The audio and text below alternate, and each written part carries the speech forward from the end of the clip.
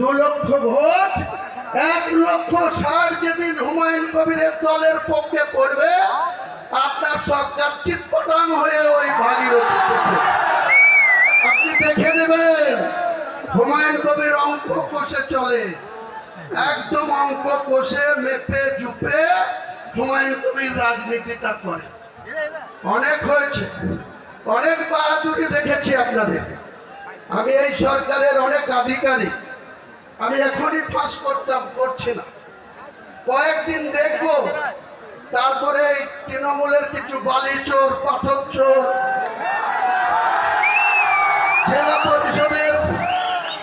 জেলা পরিষদের secretary direct কন্ট্রাক্টরদের সাথে 1.5 কোটি টাকা গুনে নিচ্ছে। ফুটেজ রেখে দিয়েছি, অপেক্ষা করে বলা। তারপরে 10 লক্ষ টাকা ওর অ্যাকাউন্টে দিয়েছে। এত বড় স্পর্ধা। আর মমতা হচ্ছে সতী সাত্রী সাবিত্রী, নেত্রী হচ্ছে খুব সতী সাত্রী সাবিত্রী। আপনার দলের আধিকারিকদের এত স্পর্ধা হয় কোথা থেকে? কোথা থেকে হয় মুর্শিদাবাদের মানুষের অর্থকে এইভাবে লুট করা? যান বীরভূম, পাথরের খাদান থেকে একটা পাথরের ড্রাম্পার লোড হয়ে আসছে, গোটা বীরভূমের থানাগুলো আসতে মাত্র 4,000 টাকা খরচা হয়। যেই মুর্শিদাবাদের বেলগ্রাম ঢুকবে বড়ুয়া থানায়, শুরু হয়ে যাবে একাই একটা থানাতে 4,000। যেই কাঁদি আসবে, এক মহান মাতব্বর আছে মৃণাল সিনহা, কাঁদির আইসি, অমনি তার পাওয়ার 6,000 টাকা লাগবে গাড়ি পিছু। তাহলে 4 আর 6 10,000। বহরমপুর এসে হেডকোয়ার্টার, সেটা আবার নেমে যায় 2,000। এই তুলাবাজির ভাগ কে নেয়? তুলাবাজির ভাগ কোথায় যায়? ওয়াকফ নিয়ে আপনি বললেন মুসলমানদের কোনো চিন্তা নাই, আমি মুখ্যমন্ত্রী থাকতে ওয়াকফ নিয়ে তোমাদেরকে ভাবতে হবে না। আমি একাই ওয়াকফ আইন মানছি না, অ্যামেন্ডমেন্ট মানছি না। কে বলেছিল? মুখ্যমন্ত্রী বলেছিল না আপনারা বলেছিলেন? বলেছিল। এবং সুতি থেকে, মুর্শিদাবাদের সুতি থেকে 6 মে 2025 উনি পরিষ্কার বললেন, আমি ওয়াকফ নিয়ে এখানকার মুসলমানদের কোনো আন্দোলন করতে দেব না। তাদের যদি আন্দোলন করার ইচ্ছা হয় দিল্লিতে যাক, দিল্লিতে গিয়ে আন্দোলন করুন।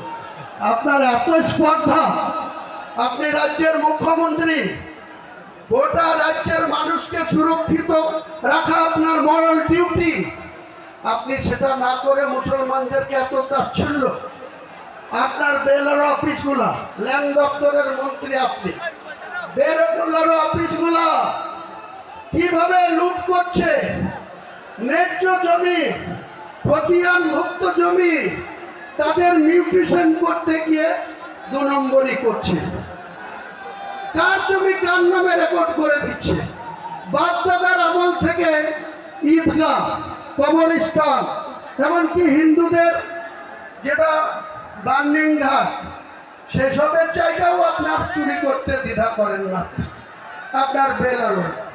আর আপনি সতী সাবিত্রী সাজেন, মুখে সতী সাবিত্রী সাজলে হবে না। আর মুসলমানদেরকে মুখে ঈদের ওই রেড রোডে গিয়ে নামাজ পড়লে হবে না।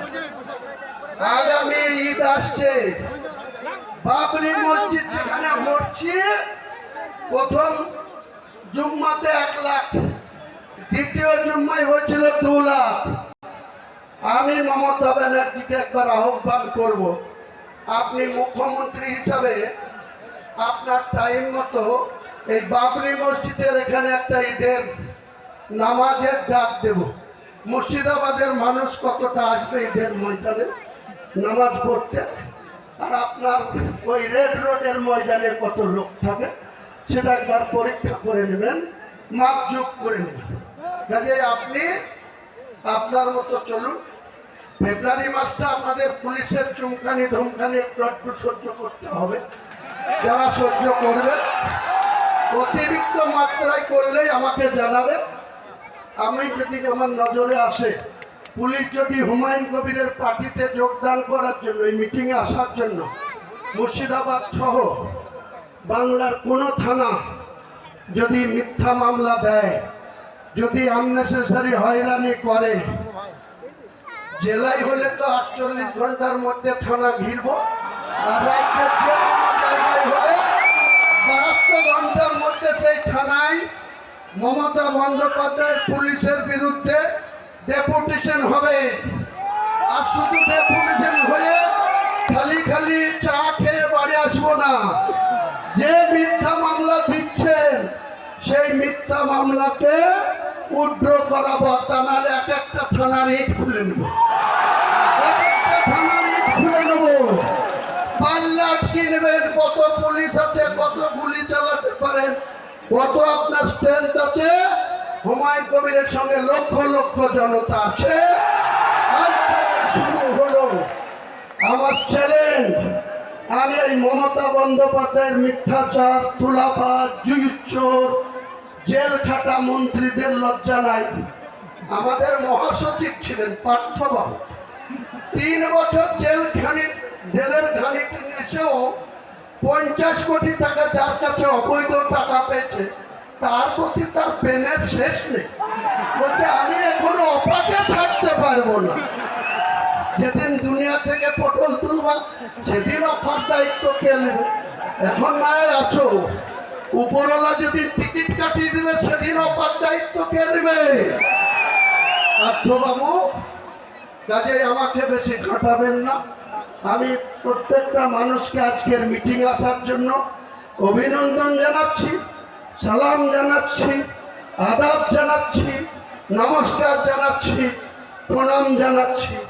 জানিয়ে আজকে আমার নতুন শর্ট ফর্ম JUP জনতা উন্নয়ন পার্টি, তার ইলেকশন এজেন্ডা কি হবে, আগামী দিনে আমরা নিশ্চয়ই মানুষের দুয়ারে দুয়ারে যাব এবং আমি বাংলার যতটা আসনে লড়ব সমস্ত আসনে একদিন 2-3টে করে সভা করব।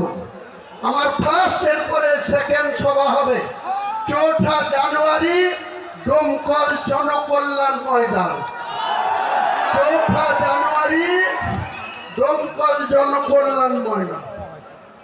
5 জানুয়ারি হরিয়ারপাড়ার কোন একটা ময়দানে। যাকে পাশে বসে আপনি আমাকে সাসপেন্ড করেছেন, আগামী দিনে তারা কাউন্টিং এর জন্য বুঝতে পারবে আদা কেমন ঝাল।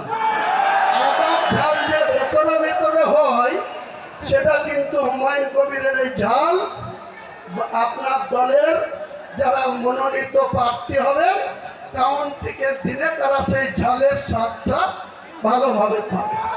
কোনো চিন্তা নেই, আমি ডন কেয়ার, আমার হারানোর কিছু নয়। আমি হুমায়ুন কবির রেজিনগরেও 30,000-এর বেশি ভোটে জিতব আপনার প্রতীকের প্রার্থীকে হারিয়ে, আর বেলডাঙ্গাতেও একই পরিমাণে জিতব। দেখে নেবেন পত্রকাররা, ইলেকট্রনিক্স মিডিয়ার বন্ধুরা, আজকের ঘোষণা রেকর্ডিং রাখবেন। নির্বাচনের কাউন্টিং এর দিন মুর্শিদাবাদের কি ঐতিহাসিক রেজাল্ট, মুর্শিদাবাদের মানুষ আমাদের দোয়া করবে, সমর্থন করবে। আপনারা সেদিনকার জন্য একটু অপেক্ষা করুন। সবাইকে আমার ভালোবাসা রইল, সালাম রইল, সুস্থভাবে সবাই বাড়ি যাবেন। বন্দে মাতরম, বন্দে মাতরম, বন্দে মাতরম। হুমায়ুন কবির জিন্দাবাদ, হুমায়ুন কবির জিন্দাবাদ, হুমায়ুন কবির জিন্দাবাদ। বন্দে মাতরম, বন্দে মাতরম। বন্ধুগণ, দীর্ঘদিন ধরে খবর চলছে, আপনারা আইন শৃঙ্খলা মেনে সুষ্ঠুভাবে আপনারা বাড়ি ফিরে যাবেন। আজকের এই ঐতিহাসিক জনসভায় রেজিনগর বিধানসভার অবজারভার ISF এর গোলামের নেতৃত্বে 2000 এবং জয়নগরের উসমানের নেতৃত্বে 500 জন, কালীগঞ্জের প্রায় 2000 TMC এবং কংগ্রেস ছেড়ে লোকনাথপুরের হামিদুল্লাহর নেতৃত্বে 500 জন, হুমায়ুন সাহেবের নেতৃত্বে আজকে জনতা উন্নয়ন পার্টিতে যোগদান করলো। তাদেরকে আমরা আন্তরিক শুভেচ্ছা এবং হার্দিক অভিনন্দন জানাই। আগামী দিনে দলের নির্দেশ মেনে, দলের শৃঙ্খলা মেনে আপনারা কাজ করুন। আজকের এই ঐতিহাসিক জনসভায়